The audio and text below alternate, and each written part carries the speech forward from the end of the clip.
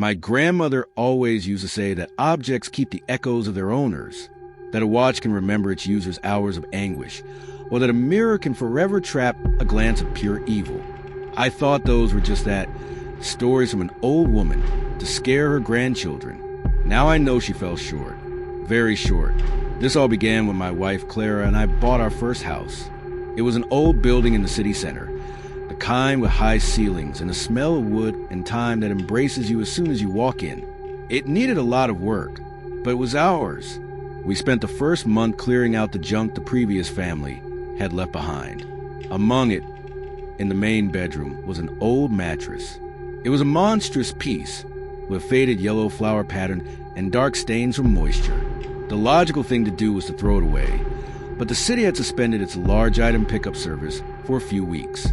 So, with resignation, we dragged it down to the basement to keep it out of the way, with the idea of getting rid of it later.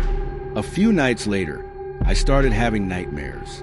They weren't dreams with monsters or falling into voids. They were fragments, sensations. I dreamed of the smell of rusted metal. I felt a strange itching on my back, as if I were being brushed with steel wool, and I heard the sound of thread piercing through thick fabric. Over and over and over again. I would wake up sweating, my heart racing, but without a clear image to justify my panic. Clara also began to feel strange in the house.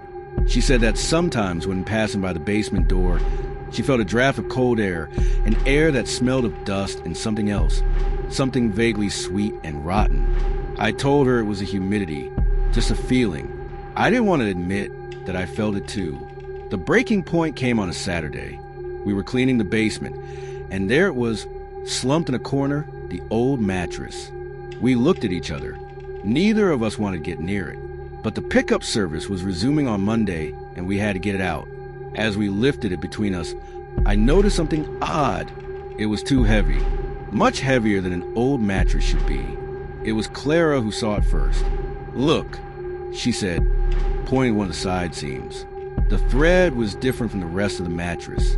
It was thicker, a coarse black color, and the stitches were irregular, clumsy, as if someone had done them in a hurry and with great force. We traced the seam with our fingers and realized it ran along almost the entire perimeter of the mattress, like a poorly closed scar. Curiosity, that damned human curiosity, got the better of our disgust. We went up to the kitchen. I grabbed a small knife, and we returned to the basement. The room seemed darker, quieter. With the tip of the knife, I carefully began to cut one of the black threads. It made a dull sound as it snapped, and from inside the mattress came a puff of that foul air we already knew. I cut a few more stitches and opened a small gap. I put my fingers inside and felt something hard and cold. It wasn't the metal of the springs. It was smooth. I pulled hard. What I pulled out made us both step back. It was a lock of hair, long, dark, and braided, tied at the end with one of those black threads. But the worst part was that, as I pulled on it, more things came out stuck to it. A small seashell, a rusty medal of some saint I didn't recognize, and a small, folded, and yellowed childhood photograph. I unfolded the photo. It was of a little girl, no more than 6 years old, with an incredibly sad look in her eyes. There was nothing else, no names or dates. I reached into the mattress again. The itching from my nightmares returned with brutal force. My fingers brushed against something else. Fabric. I pulled out a piece. It was part of a little girl's dress, with the same yellow flower pattern as the mattress. The horror hit us like a brick wall. The mattress wasn't filled with cotton. It was filled with things, with memories. We began to cut the seam with desperation, with a mixture of panic and a sick need to know. And the contents spilled onto the basement floor. Hundreds of objects, combs with hair, still clinging to them. Baby teeth kept in matchboxes. A patent leather baby shoe. Love letters that were never sent. A set of rusty keys. A necklace of fake pearls. They were lives. Entire lives stitched inside a mattress. My grandmother's echoes weren't echoes. They were muffled screams. We ran out of the basement, locked the door, and stayed in the living room, hugging and trembling without saying a word. We didn't sleep that night, and the nightmares were replaced by something worse. From the ground floor, from behind the basement door, we began to hear whispers. They weren't clear voices, but the murmur of dozens of people talking at the same time, a cacophony of laments, muffled laughter, and secrets.